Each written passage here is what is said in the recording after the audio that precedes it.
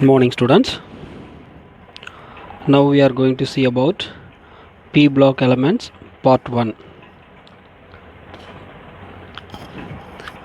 We have already learned the classification of elements into 4 blocks, namely S, P, D and F. So நம்ம first P block elements in periodic table எங்கே இருக்கு அப்படிங்கிறத first introduction பார்த்துக்கலாம். So periodic table P block elements 13 இருந்து 18 groups வரைக்கும் இருக்கு. So first 2 groups S block elements, 3 இருந்து 12 வரைக்கும் D block elements, 13 இருந்து 18 வரைக்கும் P block elements. ஸோ இதில் எதுவும் டவுட் இருக்கான்னு நினைக்கிறேன். ஆல்ரெடி நம்ம 11th பார்த்துருக்கோம். ஸோ இதில் 13th குரூப்பை நம்ம என்ன சொல்லலாம்னா boron family, 14th group carbon family, 15th group nitrogen family, 16th group oxygen family, 17th group halogen family, 18th group noble gases are inert gases அப்படின்னு சொல்லலாம். ஸோ பி பிளாக் எலமெண்ட்ஸ் அப்படின்னு ஏன் sir name வந்தது?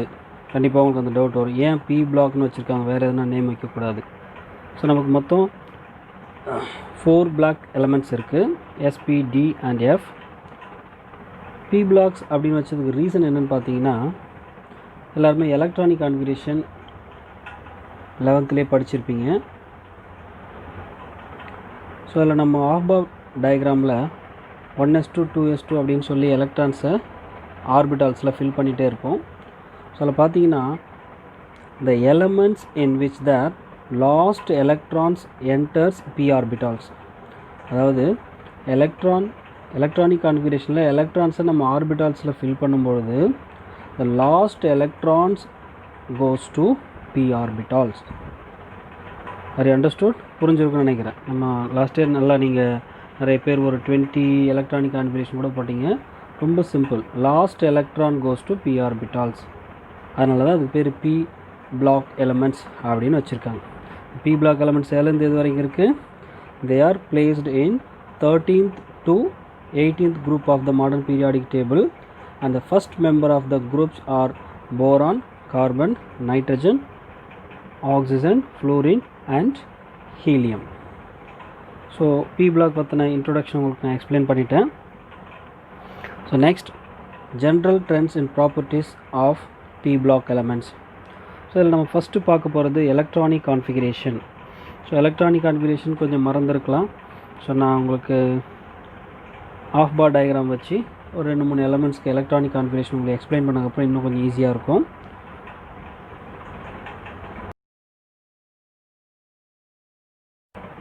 Okay students, next நம்ம general outer electronic configuration பார்க்க போகிறோம். So அதுக்கு முன்னாடி ஒவ்வொரு குரூப்புக்கும் ஒரு நேம் கொடுத்துருக்காங்க. ஸோ அது என்னென்னு பார்த்துடலாம்.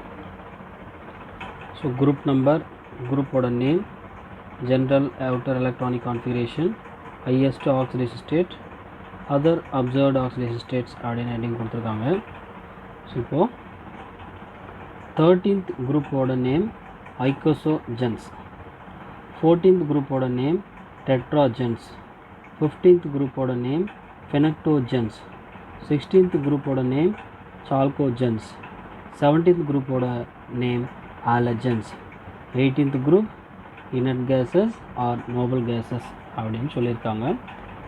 ஸோ அதில் ஜென்ரல் எலக்ட்ரானிக், அதாவது ஜென்ரல் அவுட்டர் எலக்ட்ரானிக் கான்ஃபிகரேஷன் அப்படின்னு பார்த்தோம்னா, அவுட்டரில் எப்படி இருக்குன்னா NS2 NP1ன்னு இருக்கும். 13th குரூப் எல்லாத்துக்கும் எப்படி இருக்கும்? NS2 NP1. 14th குரூப் பார்த்தீங்கன்னா NS2 NP2. ஒரு எலக்ட்ரான் இன்க்ரீஸ் ஆகிருக்கும் கம்பேரிங் வித் 13th குரூப். அது அண்டர்ஸ்டுட். 15th குரூப் பாருங்கள், NS2 NP3, ஒரு எலக்ட்ரான் இன்க்ரீஸ் ஆகிருக்கும். 16th குரூப்பில் NS2 NP4, ஒரு எலக்ட்ரான் இன்க்ரீஸ் ஆகிருக்கும். 17th group NS2 NP5, 18th group NS2 NP6. So இந்த 18th குரூப் பார்த்தீங்கன்னா உங்களுக்கு ஃபுல்லி ஃபில்டு, ஸோ ஃபுல்லாக கம்ப்ளீட் ஆகிருக்கும். S ஆர்பிட்டலோட capacity of electron is 2, P ஆர்பிட்டலோட capacity of electron is 6. So NS2 NP6. So next பார்த்தீங்கன்னா இந்த ஜென்ரல் அவுட்டர் எலக்ட்ரானிக் கான்ஃபிகரேஷனில் 13th குரூப்புக்கு ஒரு எக்ஸாம்பிள் கொடுத்துருக்கேன். 1s2 2s2 2p1. அதே மாதிரி எல்லாத்துக்குமே கொடுத்துருக்கேன், நீங்கள் பார்த்துக்கலாம். புக்கில் இது இருக்குது, அதை பார்த்துக்கங்க.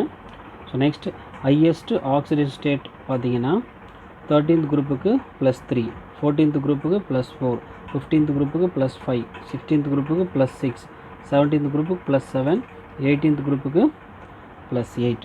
அதர் அப்சர்வ்டு ஆக்சிடேஷன் ஸ்டேட்டும் உங்களுக்கு கொடுத்துருக்குறேன், அதை பார்த்துக்குங்க.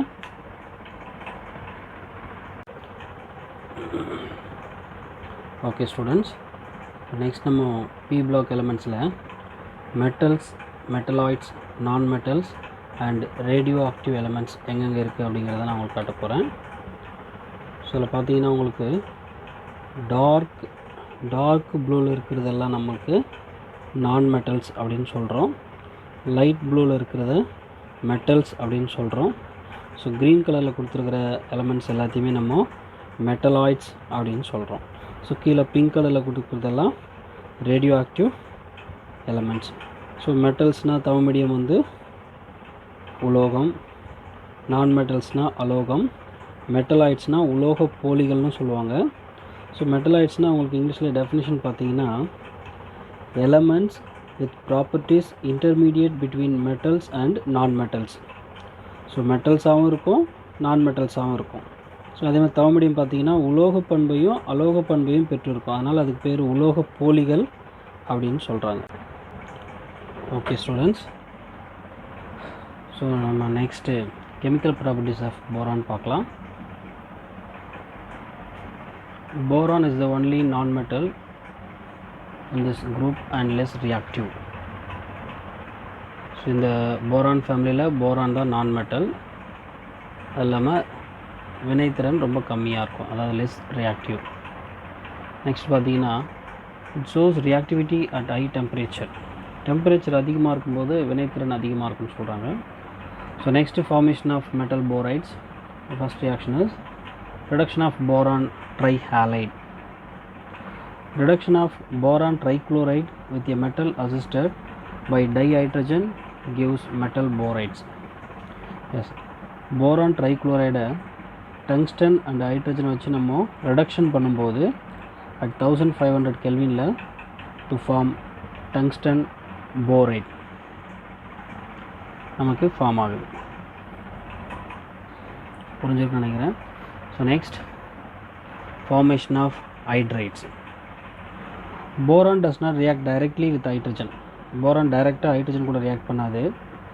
However, it forms variety of hydrides called boranes. So boranes form பண்ணும். The simplest borane is diborane. Formula is B2H6.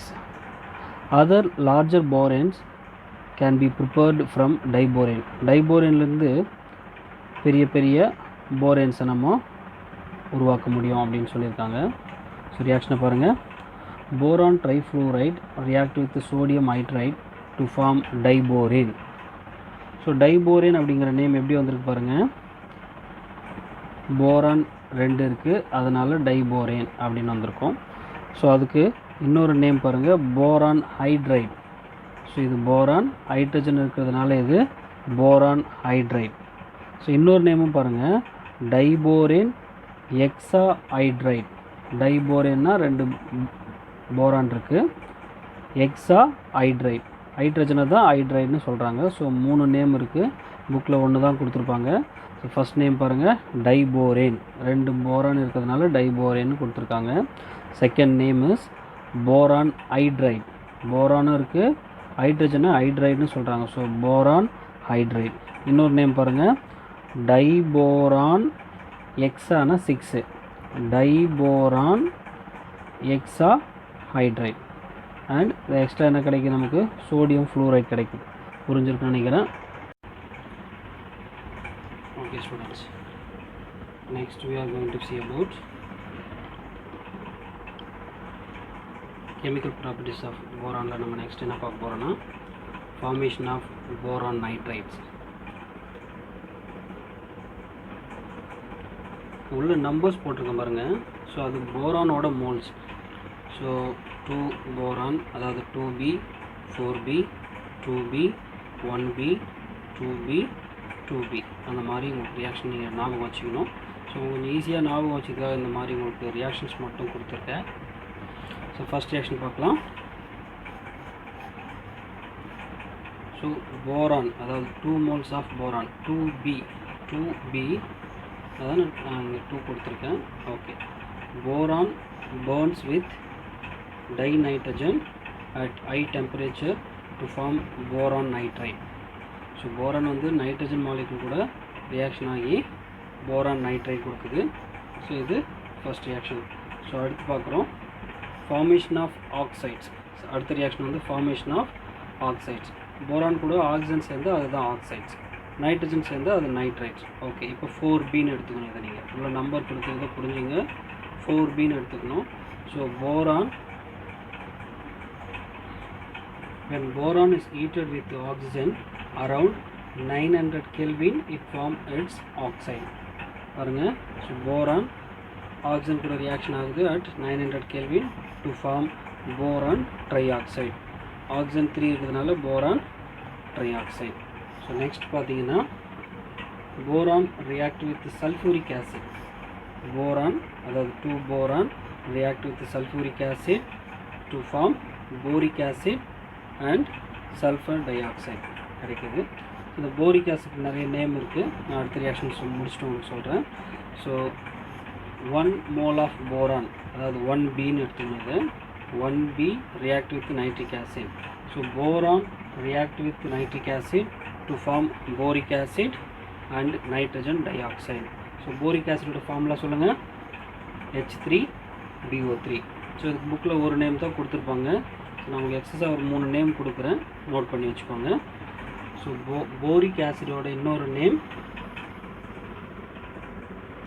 Orthoboric acid. Boric acid ஒன்று குடிச்சிட்டிங்க, orthoboric acid. Hydrogen borate, hydrogen இருக்குது, BO3 இருக்கிறதுனால hydrogen borate. Last name is boracic acid. மொத்தம் 4 name கொடுத்துருக்கேன், ஞாபகம் வச்சுக்கோங்க. So next boron react with fused sodium hydroxide. Boron அதாவது 2 moles of boron react with fused sodium hydroxide to form sodium borate. So Na3BO3னா sodium borate. புரிஞ்சுக்கணும்னு நினைக்கிறேன். Next இதில் last reaction பார்த்தீங்கன்னா 2 போரான் 2bன்னு நினச்சிக்கோங்க. 2 போரான் ரியாக்ட் வித் ஹாலைடு. ஹாலைடோட formula நம்ம ஜென்ரலாக X அப்படின்னு எழுதுவோம். So 2 moles of boron react with halide to form boron trihalide. Trina 3 boron trihalide form ஆகும்.